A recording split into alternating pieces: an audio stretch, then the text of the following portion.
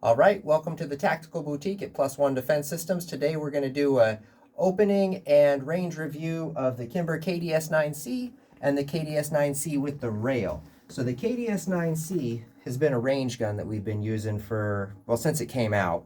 Real nice platform, super easy and functional. It is optic ready. Now, as a comparison, we'll actually do the opening of the rail. That one's all set up. So this is the new KDS9c with the rail. I did get the optic plate from Kimber, so this is that. We'll go over that in a little bit further detail. Kimber, what all guns should be. As you open it up, this is going to be how it comes. We are empty. So a few differences you can see right off the bat with the KDS9c versus the rail. I'll go ahead and lock that back here.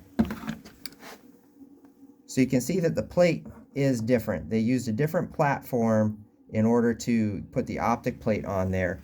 For the optic plate on this one, you do have the rear sight attached to the plate. You don't on the KDS9c. So to remove the rail, the rear sight, you've got two little screws in there for the KDS9c, whereas on the rail version, you just have the two hex screws right there. Now, when you pop this off, just on a side note, because I did that and installed the optic over here, with their rail, they don't give you a rear sight picture. The rear sights on this wind up being just standard blacked out sights. So if you want your night sights on there, you're going to have to use a sight pusher, push that off, and then put the sights that you want back in there if you get this rail from, or the optic plate rather, from Kimber. I wanted that. I took the plate off and then had to put it back on to sight push it out. So that'll save you a step and a little bit of time. Other than that, you'll notice too, the front is a fiber optic sight on the KDS9c, whereas these are the tritium night sights on the KDS9c with the rail. I do like the coloring. This two-tone black is real nice. Obviously, you have the rail, which is the big thing. I'm glad that Kimber listened to their customer feedback on that and got the rail version out very quickly.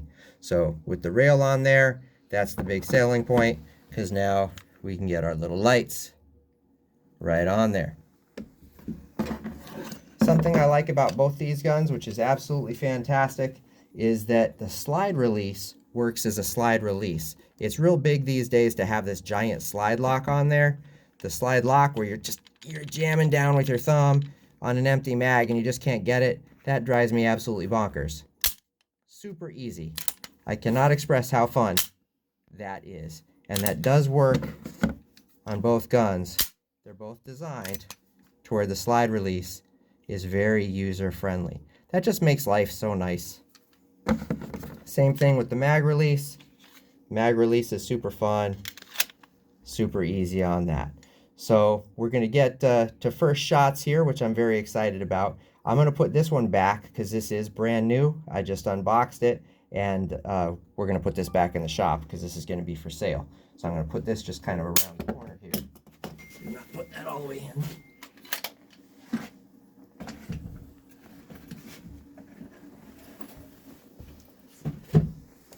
Now, this has not been shot yet at all. This is the first shots with it.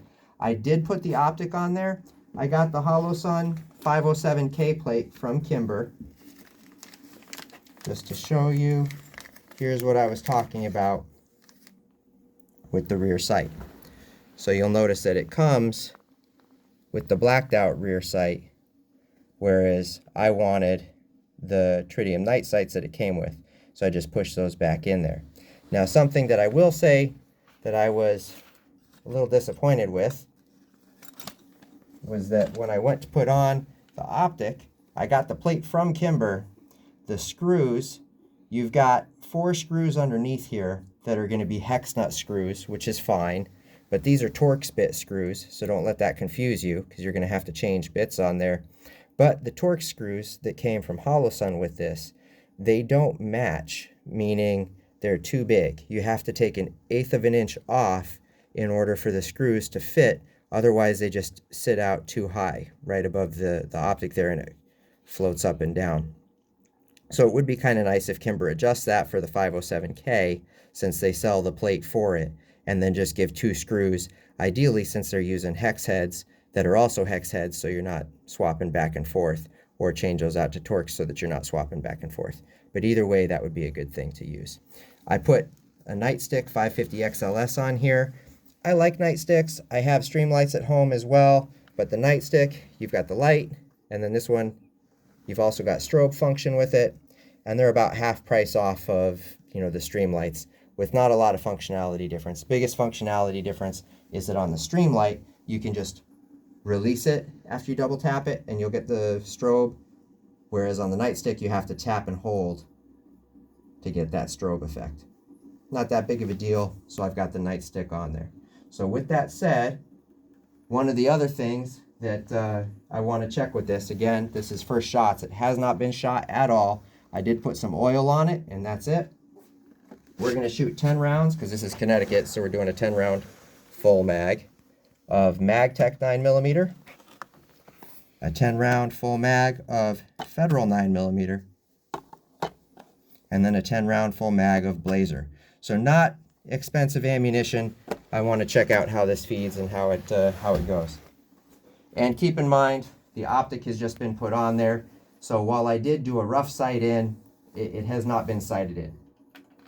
All right, let's shoot.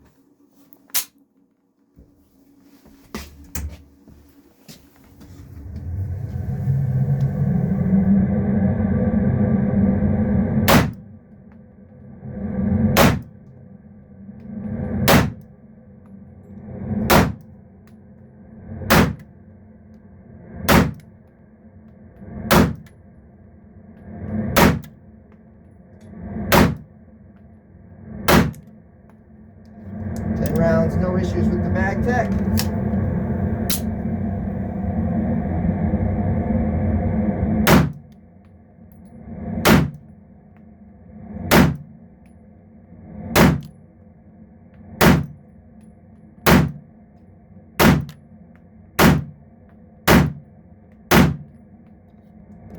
Ten rounds, no issue with the Federal.